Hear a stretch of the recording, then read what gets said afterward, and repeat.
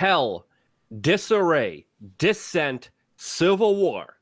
All of the words are being described about what is happening internally in Facebook from what looks like one of the largest leaks of internal documents from, of course, the big social technocratic giant, in what people are calling shocking revelations. Now, these thousands of newly shared documents were, quote, anonymously leaked to the British investigative journalist Duncan Campbell, who shared them with a handful of media organizations, including NBC News, Computer Weekly, and I believe that's a German publication.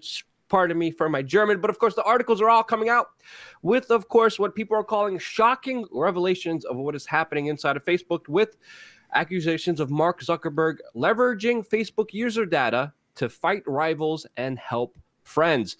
And again, what we're seeing here is allegedly, according to these documents, Facebook gave access to user data, your private information, to friends of Mark Zuckerberg and, of course, favored companies who spent big on advertising, which, of course, shows a quid quo pro, and, of course, the big Facebook CEO abusing his powers, as well as, allegedly, according to this, abusing people around him, including the companies that he hired, with WhatsApp and Instagram allegedly being crippled with its budget because Instagram was becoming more popular than Facebook. And allegedly, Mark Zuckerberg was making the founders miserable, according to these informations. But the bigger takeaway here, Jason, is Facebook said always it never sold your data, but these internal documents, well, they just showed exactly how much they valued your data in dollars, which is absolutely crazy. There's more to the story, as well as more information coming out from Wired, allegedly being throttled, where this leak came from. Jason, what's your take on it, and what do you think of everything here?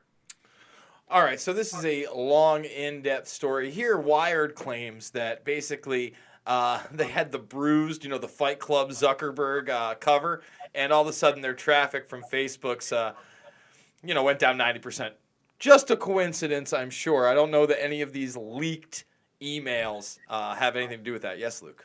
Yeah, just really quickly, I just wanted to remind people, our traffic suddenly dropped as well, but we've been, of course, if you've been watching this channel, we've been critical of Zuckerberg forever, but the same happened with a lot of other alternative media channels, or some channels are getting completely deleted. So people need to understand, if you're watching this video, we're not friends of Facebook, and Facebook automatically does down throttle pages for, of course, you spending more advertising money. So this could be a common occurrence, but allegedly, according to Wired, there was a mistake with Facebook Facebook labeling them in the algorithm as improper.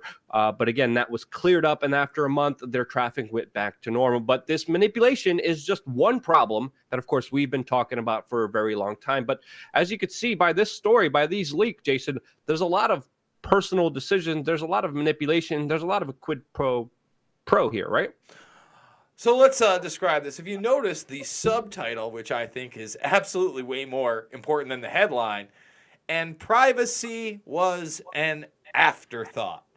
Folks, that's the real story in this very, very lengthy article. So I'm going to get past the cheese and into the nitty-gritty. What does this tell us? This tells us that with no thought at all, because these emails are between 2011 and 2015, that they don't care about your privacy. They just wanted to know how they could dole it out and gain things back from it. What do I mean? Well, they did not put a dollar amount on them. Now, when they talk about the dollar amount, that's because at points they did discuss actually monetizing it in that way. In fact, there were discussions, do we monetize it and basically sell your data to the highest bidder? Or do we use the distribution model where we give it to developers and we use their apps back and forth so we can gain their data and basically their code? So then we can build rival systems and then crush them later on. These are common business practices, and that's what they did. When they said they give it to their friends, Luke, they gave it to the people they were in business with, launching apps and other things that were associated with Facebook. And this is important to add here, Jason, really quickly. When it came to cutting off their competitors or people they didn't like, or organizations or companies they didn't want to give their the private information to, you know what they said? They said, well, well, we have to worry about privacy. We can't give you this information when absolutely they were just lying, selling it to the highest bidder. And as you mentioned before, that byline is one of the most important aspects here, because privacy was an afterthought here, which is very, very important. But keep going here. Well, I want to correct you. They were not selling it to the highest bidder. That's not what was happening. What they were doing is, in 2015, they were gearing up to cut everybody off from this private data. Because what are we talking about private data? It was all your internal photographs, all your messaging, your friends' photographs. It was this octopus of information that you would use in this data. They used the privacy concerns to try to constrict that data that they were sharing openly with all these developers. In fact, where do these documents come from?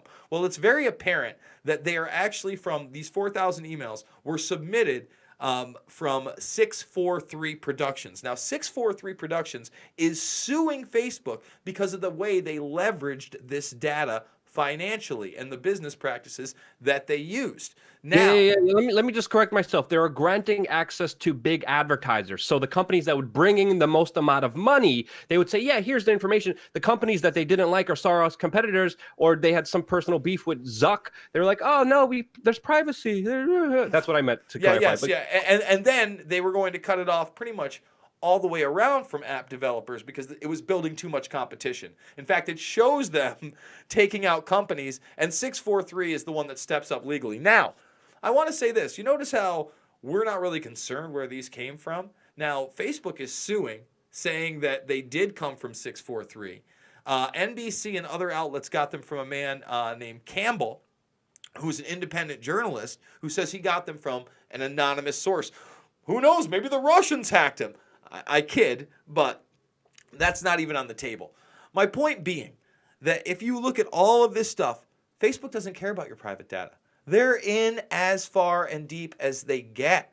They are concerned with competitors using that data that they've mined to usurp Facebook and trying to control it better. You better believe, again, these emails are now 4 years old at best. You know, the 2015 ones are it. Can you imagine what's going on in that company right now when they're trying to find a model for even bigger data for more users? You think they're concerned about your privacy, your security? No, they're concerned about turning a profit and not being caught breaking the law. Well, what's interesting, it's not just their competitors, it's also the companies that they bought themselves, WhatsApp and Instagram. I mean, here, allegedly, Zuckerberg cut off Instagram's resources when it started surpassing Facebook's success. This is what employees are claiming right now. Allegedly, Zuckerberg was angry and had staff put together lists of all the ways Facebook supported the picture-driven platform. He crippled its budgets to make this happen. It is claimed and made life miserable enough for the founders to leave. As we know, we've been documenting a lot of high-level executives, a lot of high-level people in WhatsApp and Instagram after they were acquired, mentioning their kind of anger towards Zuckerberg, towards Facebook when they took them over. This kind of explains and gives us a bigger picture at the larger kind of disarray and kind of ego-based actions that are made here that, of course, many people are saying are very unethical. We also, because again, Facebook bought Instagram for $1 billion in 2012. They bought WhatsApp in 2014 for $19 billion. And all I'm seeing is just pure tension and anger from Zuckerberg with these companies as they're trying to figure themselves out and figure how they're going to work together, which, you know, is normally, common here in business practices, but getting an inside look definitely shows you how delicate and how personal and how just sometimes totally stupid a lot of the bigger decisions are made here. What's this article you have here, Jason? This is just some of the scandals, backstabbing, resignations, reboots, some of the things we've covered over the last couple of years, actually, Luke, like a lot of the different things that are going on that are just kind of like, passing stories. We'll see if this one catches fire.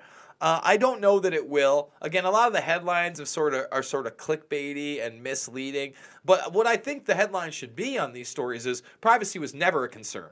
Forget about, an afterthought. It was never a concern. It's how do we monetize this? How do we get bigger? How do we share that data to our benefit? That's all it was. It wasn't, boy, we better protect all of our users. Yeah. Come on. And as we know, Jason, they doubled down on that just a couple weeks ago during, of course, more internal fires at Facebook, which were documented, which you even talked about. Like, hey, this looks like it's going to be the end of Mark Zuckerberg soon.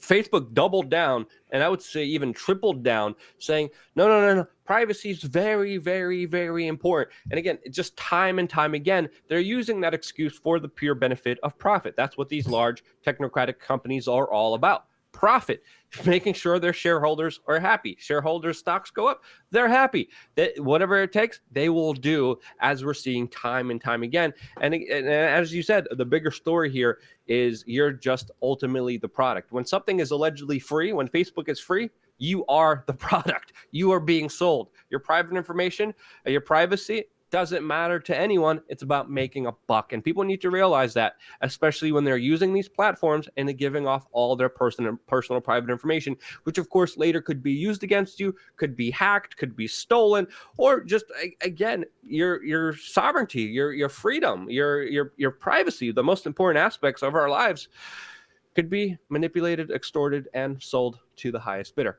Not a surprise, something we've been saying from the very beginning, but what do you guys think? Do you guys think that this is somewhat akin to the end of Facebook? Are people still going to be using the platform after this information comes out? Well, most likely, but where do you think the bigger discussion needs to be held that the mainstream media is not having? Let us know in the comment section below. Anything else you want to say, Jason, and do you want to close it off? I got really nothing else to say on this story, Luke, other than, you got to look into it yourself. You got to realize when you're using these social media platforms, guys, everything you do online, especially in those platforms, is tracked, traced, and databased, not only by the government, not only by the corporation that you're dealing with, but all those apps in the background, all their subsidiaries, all the big data corporations that they're doing business with as well. That being said, we're doing big data, 1, 2, 3, 4 data drops a day between 2 different platforms, Pulse Change and We Are Change. Please subscribe, ring that bell so you get notifications so you actually know when we make these videos. If you can, go grab yourself a t-shirt at our Teespring store or donate over at wearechange.org/donate. But most importantly, get out there and be the change you want to see in the world.